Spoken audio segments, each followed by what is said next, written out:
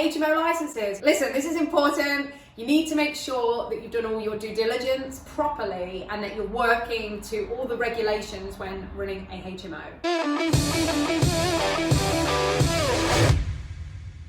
So for example, right now we're in an 8-bedroom HMO and it requires a lot of different aspects such as emergency lighting, certain control panel for your electrics, grade A systems, and you've got to have things like these.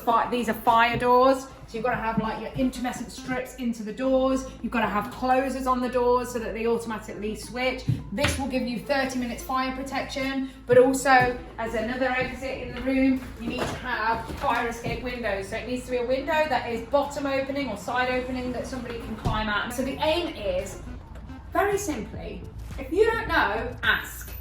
If you don't know the question, just ask. So I've got a very good relationship with our HMO officers in multiple councils, really fun guys, and they want to help you. They love it. They've like swallowed the book on HMOs and all the different regulations. It changes quite a lot. So building regulations and HMO licensing, they require quite different things in some respects. So it can be quite challenging to work with both of them. But if you're ever unsure, just always ask the question.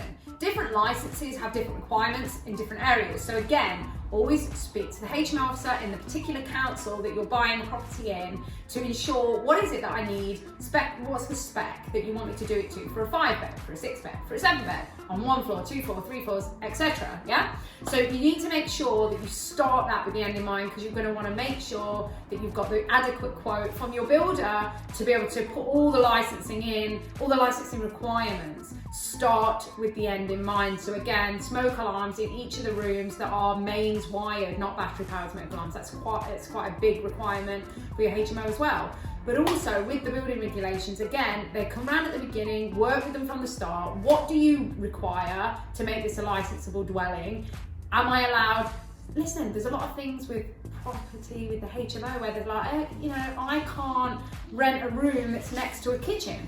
Like if it's off a kitchen, I can't rent it. Absolutely you can. As long as you've got your fire door and you've got a separate means of escape that does not go through the kitchen, which is generally the most prominent area for the cause of fire, then you can have a room off of the kitchen because we've done it a lot. So we have a fire escape window or a separate sort of door, which would normally be a back door, but it then becomes like a more self-contained unit.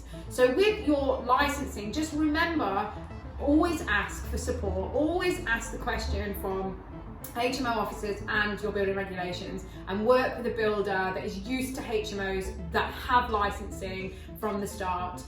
Also part of your licensing requirement would be room size requirements. So in this particular area, they like us to have a minimum of 8 square meters per bedroom for the licensing to be accepted.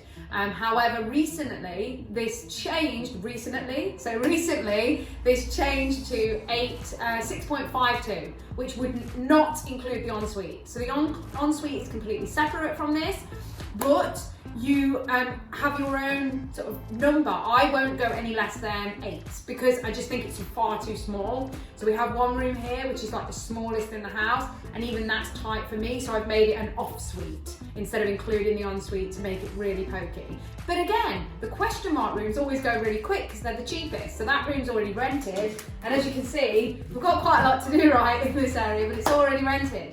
So getting the HMO officers around at the beginning is a brilliant idea because they can walk around with you, you can make notes as to what it is they would need to see in the property to make it licensable at the end.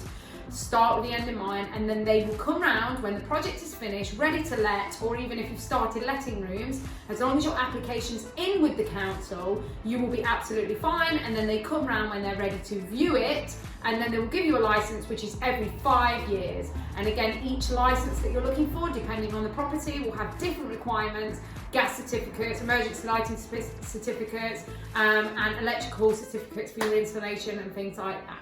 So ever in doubt, ask the question, okay? So we'll see you very soon.